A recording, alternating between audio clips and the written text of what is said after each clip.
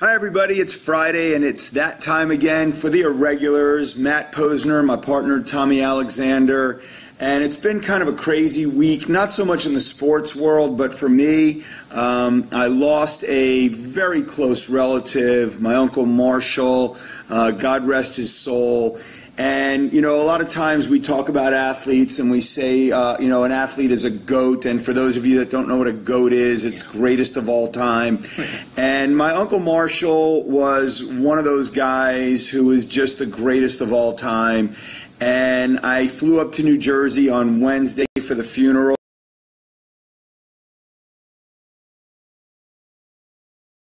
Showed up. And the rabbi was at a temple in Short Hills, his temple that he was president of, served on the board of directors, was just an amazing man in the community of Short Hills, New Jersey, and that whole surrounding area. And, you know, they just talked about how this guy would give the shirt off his back and how anybody ever needed anything, he was there.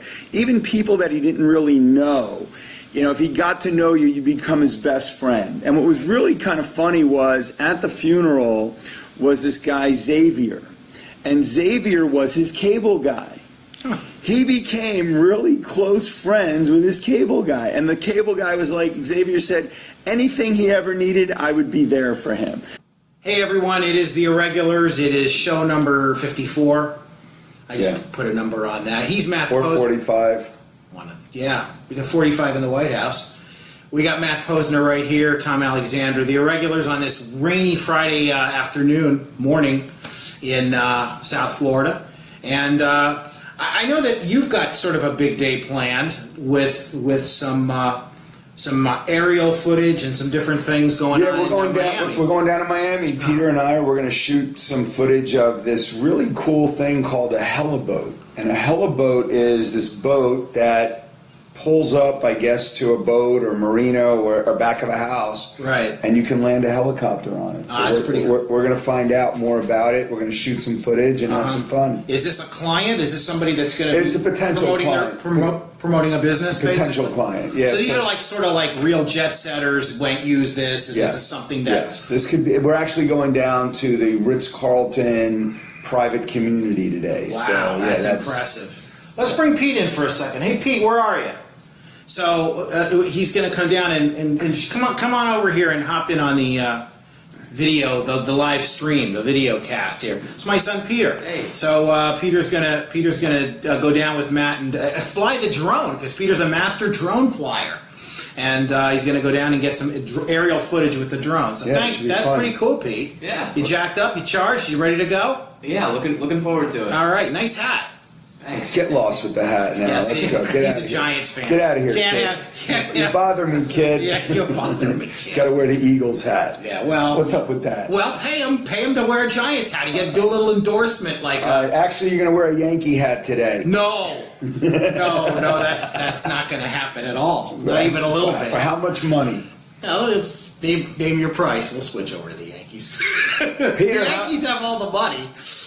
Right? Well, they do. And their fans have all the money, maybe. That is true. I mean, you know, it's funny because people complain about, you know, nobody's got any money at these sporting events, you know, do unbelievably well. And everybody will go, you know, they don't think anything of dropping $5 large, you know, just to take their family and go and park and buy all the food and everything else. Well, look, I mean, we just had the All-Star game here in Miami. Yeah. Okay. Yeah. And number one, that was horrible. The game itself? The game itself was horrible. Yeah. I mean, it was worse than watching paint dry, and I've done a little rough. 2-1 American League victory. I know, but you know, I mean, look, this the same way that, and here's the problem with baseball. Mm-hmm. And I like what Bryce Harper had to say about the game, and what he said was, which is kind of what the NFL has done, is the fans can vote for the players, but then let the managers draft the teams. Yeah. Because he said he would have liked to have gone up against Scherzer. Right. Which would be kind of cool. Right. You know, so that would be kind of fun if they did that. Now, I think for baseball, and this is the point that I was making, is basketball, it is an all-out, just score fest. You know, You're talking about the All-Star game. The All-Star game. Yeah, they'll score. Each team will score close to 200 points. Yeah, it's crazy in a game. Right. The football game, it's more like a flag football game anymore. These guys don't hit, and rightfully so. Yeah, nobody needs to get hurt in the Pro Bowl. Exactly. Yeah. And nobody's really going to get hurt in a baseball game. See, plus, it's the only All-Star game, quote unquote All-Star game, that's after the season. The other games are in the middle of the season. Middle of the season. Right. So I say, here's a couple of solutions I have to the All-Star game. Yeah. Number one, get rid of the good starting pitching. Okay. Bring in the guys whose ERAs are like 7, 8, you know. Oh, so it's like they're throwing batting practice. Exactly. I see your thinking. Exactly. Yeah, so you just want like scoring a plane. I want to see guys hit the ball running the bases. Right. I don't want to see pitchers coming in and off, coming on and off and throwing, you know, like I'm watching it and I'm seeing, you know, Scherzer goes out there and I watched the guy pitch. He never grunts when he pitches. Right, but he's grunting. He's grunting in the All-Star game, like he's trying to throw it as hard as he can. Yeah, a little bit of showmanship. Right. Maybe? Chris Sale comes in, and he's doing the same thing. Yeah. And they interviewed him, and kind of like it was cool with the interviews and stuff, like while the players were going up to the thing, and Alex Rodriguez was on the field in between innings, which they got to get rid of him. I'm sorry. I don't want Alex Rodriguez around. Yeah. I had enough of him. I don't like him. Yeah, look, I'm with you. But I think he's worse for baseball right now than I think who really has been done a disservice is Pete Rose. He's done a disservice? Well, they've done a disservice to him. Oh, yeah, to him. To him. I see. But here's Alex Rodriguez, who did a disservice to baseball. Right. You know, lied about it, cheated, did what he did. Right. And now he's an announcer, you know? Yeah, but I will, look, I'm with you philosophically on that completely, but I have to admit, he's a pretty decent analyst. He's pretty decent. Like he does know the game. I mean, he should know the game. I mean, he studied the game. Sure, but they all know the game. They all know the game. But the thing is that he articulates it very well. I mean, he to me, he's a pretty good conduit between the fan and the game itself. In other words, to explain it in layman's terms, yet not talk down to the fan. I got to say, he's pretty decent at that. I'm not a fan of the guy. Don't get me wrong. I'm not defending him as a person, but I have to admit, I think he does a decent job. But getting back to this whole thing with this Major League Baseball and how the whole conversation started. Right. I was going to go to the game. People dropped thousands of dollars to go to this game for an exhibition. Yeah, I know. And it was the only time that the Marlins Park was completely full. Now, here's the other part of the game that really, really got to me.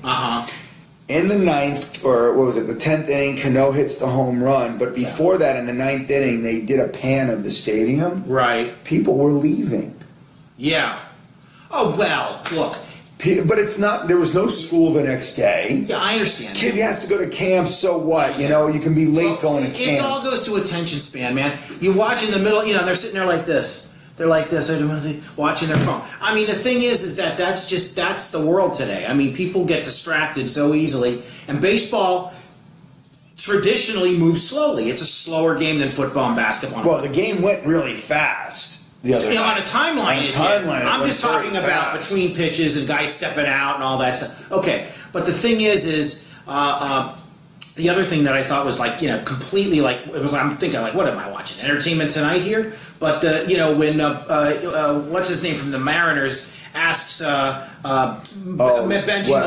Molina to take a picture with Joe West. Joe West. Yeah, that was. First of all, the last umpire I want to get a picture with is Joe West. I mean, that guy is just forget it. You know, that was kind of goofy and fun, and you know what? Yeah, but it's a freaking game, man. I mean, could you imagine that happening in a regular season game? Never in a million years. But. And now that, quote, the All-Star game counts for something. No, but it doesn't count for anything anymore. It doesn't? No, this year they went back to it doesn't. They're going back to best record and. Oh, they are. Yeah, so it didn't count for. Yeah, well, see, you don't come to rehearsal, you miss that. Exactly. But see, the thing is that I was for 12 years, 13 years, it was like that. 2002. Yeah, okay. 2003. Yeah, so like somewhere there, 14 years. Yeah, 15 roughly. Years. So it accounted for something. I'm happy to hear that because it should just be an exhibition, and I did never like the idea of the game determining who goes to. Yeah, we talked about that. It's just not right. Not right at all. So it is what they call the dead time in sports. I mean, if you're a baseball fan and if you've got a horse in the race and you're excited about your baseball team, it's not so bad. If you're like us and we've either got the Phillies or whoever you like, the Mets, Marlins, whoever's the Marlins. Well, Yankees, but they're there. Well, Yankees are there, but if struggling of late, but they're there. But the Marlins they're not going anywhere this year. Says who? They're not going anywhere. They could have a good second half of the season. It's going to happen. The Washington is going to run away with it. You never know. Stranger things have happened. Stranger things have Injuries happened. happen. You never know. Don't say that. Okay. There's a lot of baseball to be played. There's still, 80 games to go almost? Yeah, 75, something 75, like that. something. But look, the thing is that when you don't have a horse in the race, and I certainly don't this year by any stretch, not even close, it's sort of like, oh yeah, well, let me look at the box score. Maybe let's see how many home runs this guy's got, because that's what it becomes. When your team is that far out of it, all you really want to do is you become. At least I know. I was just speaking for myself. I sort of become a stats hound. I'll sit there and it's like, okay, hey, I think he's got a shot at hitting 25 homers this year. Oh, that's not bad. And that's all it becomes because there's really nothing else to root for. So it is sort of the dead time because you got summer league basketball. That's happening. I watched. My son actually had his buddies over last night. They were hanging out and they were watching Cleveland and the Lakers. Okay. And they were watching that game for a little while. And it's like summer league basketball. It's like, yeah, man. Not much better than regular basketball. It's a little rough. I mean, and even the coverage sucks because you don't even get the angles. The replays are real minimal. Yep. They don't get the good. You don't get anything really on the floor. It's almost like if C-SPAN decided to do a basketball game. Right. Oh, you know what I mean? Bad. Yeah. You know what I mean? It just doesn't have that well-crafted entertainment value by any stretch. But it's summer league. It's, again, all those sort of exhibition league, whether you're spring training. It's spring training for everybody. The announcers, the crew. It's not just the ball players, right? But anyway, I can't watch summer league. Although the Sixers have been on a couple times, and I did sort of peek in and see how they look. But as soon as 5 seconds after I turn the TV on, Markelle Fultz goes down with an ankle Sixers injury. have no luck. It's just unbelievable. It's crazy. Look, it doesn't look like a big deal. Fortunately, it's just a sprain, and it looks like he'll be fine for the exhibition season when that starts in October. But it's just one of those things, man. It's like this team has been doomed with injuries. And so, what do you do during the dead time? Do you go on vacation? What's the thing? What's the big thing in the summer during this dead time of sports? Well, you go on vacation, which I'm going to be going on. Where are you going? We're going to Glacier National Park in Montana. Wow, that sounds like fun. That's going to be fun. Yeah, and big sky country. And then we're going out to Portland, Oregon, Vancouver, Washington. Oh, nice. You're going to take us a little sail up the Columbia River? I don't know what we're going to do yet. We haven't figured it out. We'll find something fun to do. That's a part of the country I've not been to, and I'd like to get out to the Pacific Northwest and also Big Sky Country, Montana.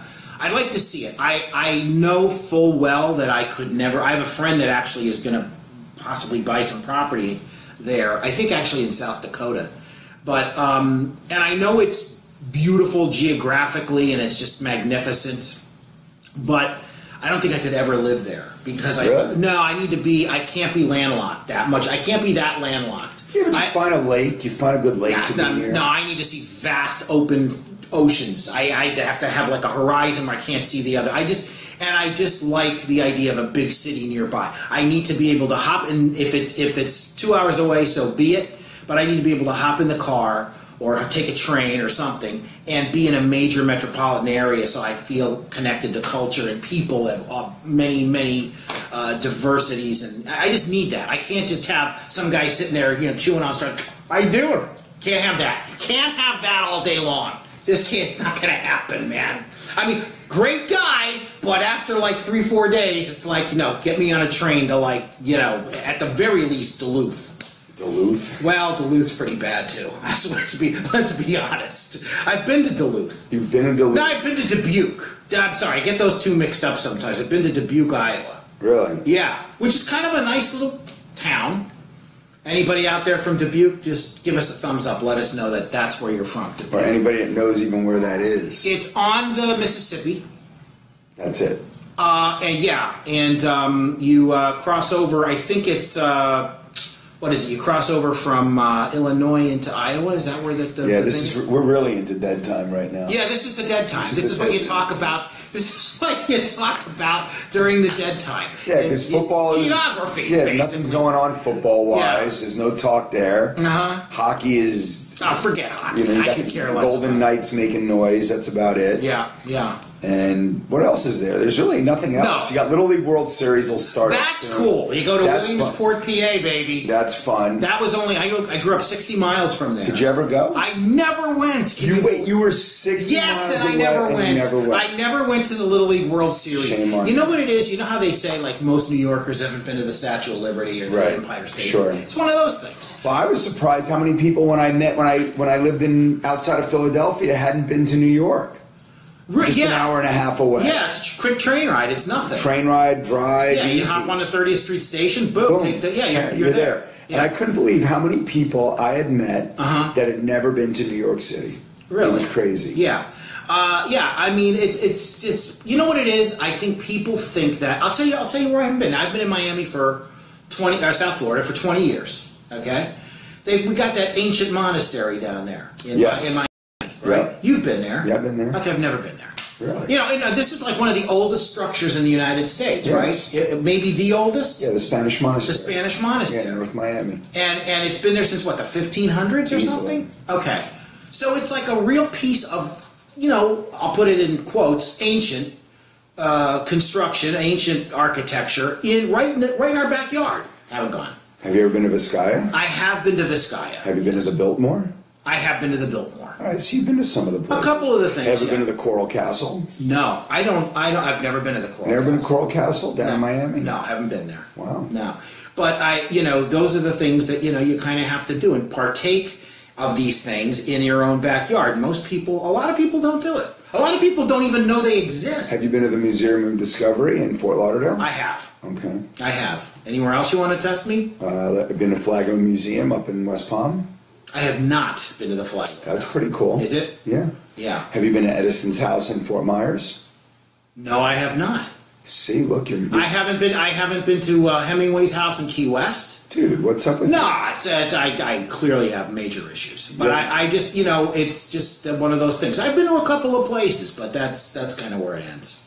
Really? And this is maybe where the show should end. You think so? It's a hunch I'm getting now. All right. So I'm just starting to think that maybe we need to wrap it up. We'll wrap it up. But look, I'll tell you something. Before you know it, Yes. the mini camps are going to be happening. Yes. Football's going to be coming, and you're Mr. Football. Well, college football. Yeah, but also, I watch. I mean, I'll keep up. I might get a little interested in the NFL you'll this be year. jacked up because the Dolphins are going to be better this year. I think the Dolphins are going to be really good this year. I think you're I think right. that they can Make test some noise. They can test New England this year.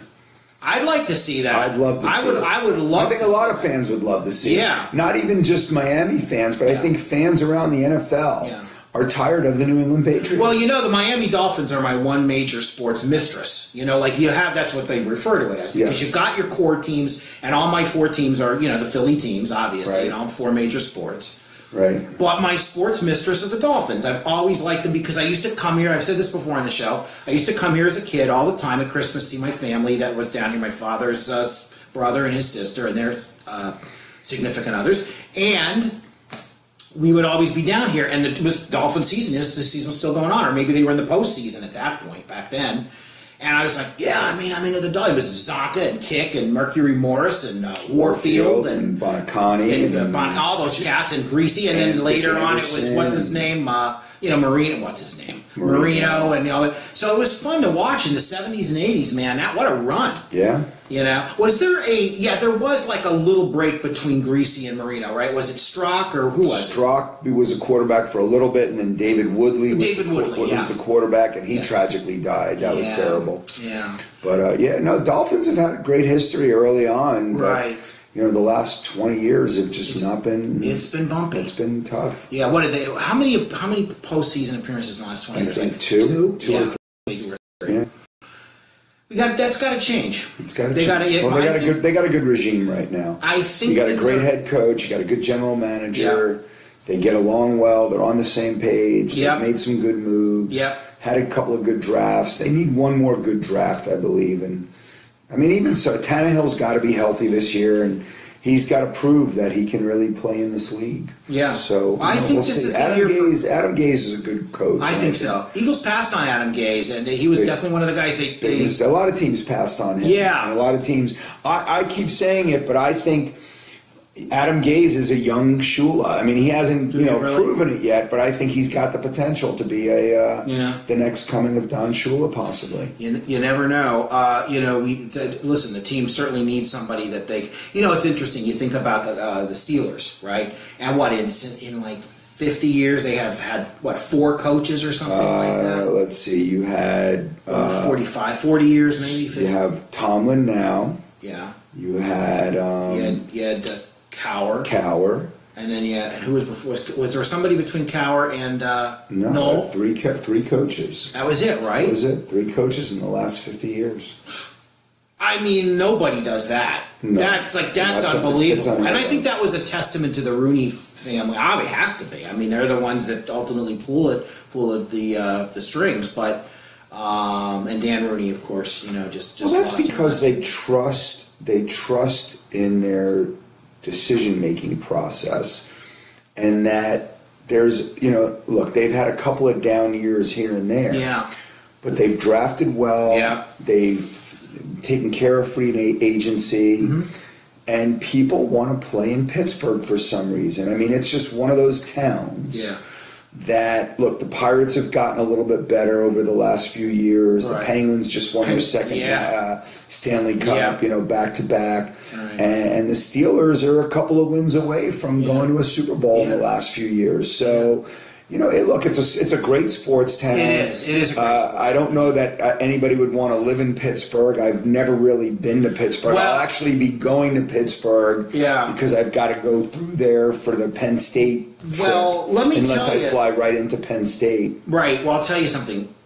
Pittsburgh was always a punchline for years and years because of how dirty it was and the air pollution and it was, kind of had run down, the infrastructure.